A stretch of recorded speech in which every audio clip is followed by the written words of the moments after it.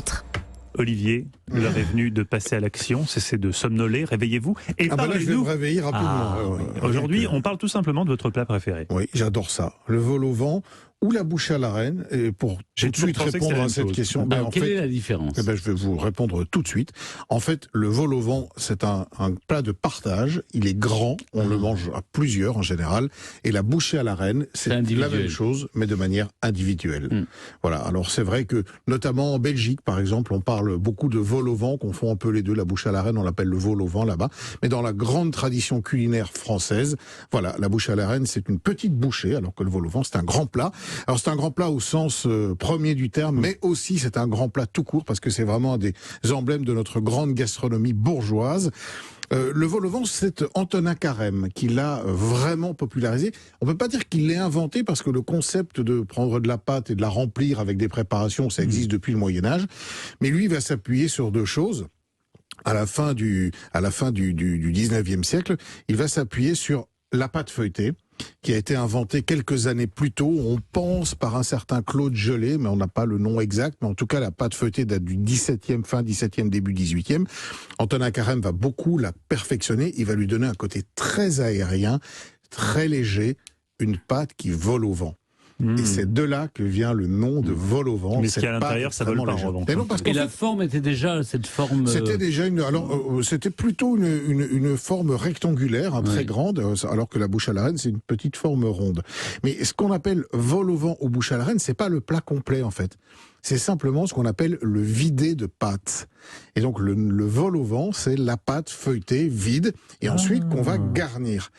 Et pour la garnir, évidemment, Antonin Carême à cette époque va mettre au point un certain nombre de recettes, mais qui ne sont pas forcément les recettes du vol au vent qu'on voit aujourd'hui, notamment dans les sur les étals des traiteurs, qui sont en général des vols au vent à la volaille, parfois un petit peu plus perfectionné. Si on devait prendre les ingrédients essentiels d'un vol au vent cuisine bourgeoise, on dirait volaille, effectivement, riz de veau, des crêtes de coq, on en mettait aussi beaucoup. Des crêtes de coq, mais c'est bon ça. C'est une texture, mais franchement en goût c'est pas mauvais. Des quenelles aussi, des petites quenelles composent de vol au vent, des champignons évidemment, du veau et en saison, mon cher Mathieu, de la truffe, mais il faudra encore patienter quelques semaines, voire quelques mois avant de. Et la sauce, c'est une sauce béchamel. Et alors la sauce, voilà, c'est une sauce béchamel liée avec en général le bouillon qui a servi à l'élaboration de tous ces produits. Et si vous voulez faire un vol au vent chez vous, pas trop compliqué, franchement, qui met 45 minutes.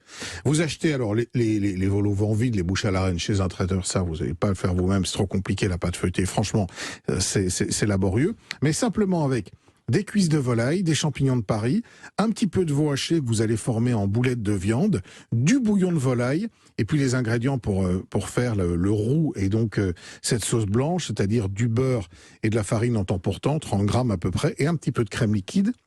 L'astuce, c'est simplement de porter votre bouillon de volaille à ébullition, de pocher dedans les cuisses de volaille, de pocher les champignons, de pocher les petites boulettes de veau. Alors évidemment, la volaille, c'est un petit peu plus long.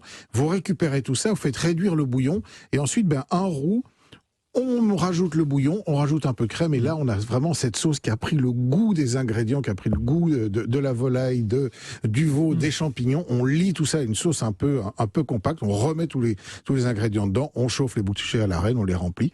Et franchement, en 45 minutes, même vous, Stéphane ou Mathieu, devriez pouvoir réussir cette recette. C'est vraiment pas très compliqué. C'est un peu condescendant, mais si même nous on peut. Oui, pour quelqu'un qui confond toujours les langoustines. Pas du tout. Il y en a qui vivent en eau douce, d'autres qui vivent dans l'océan.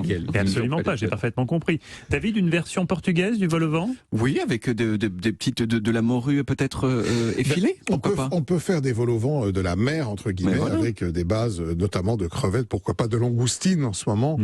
On peut y rajouter plutôt que des champignons de Paris, des cèpes, il y a moins du homard, bien sûr, on peut faire plein de choses avec cette pâte. Les fameuses langoustines de nos rivières. Voilà. Merci. Merci Olivier. On retrouve toutes vos recettes sur le site europe1.fr.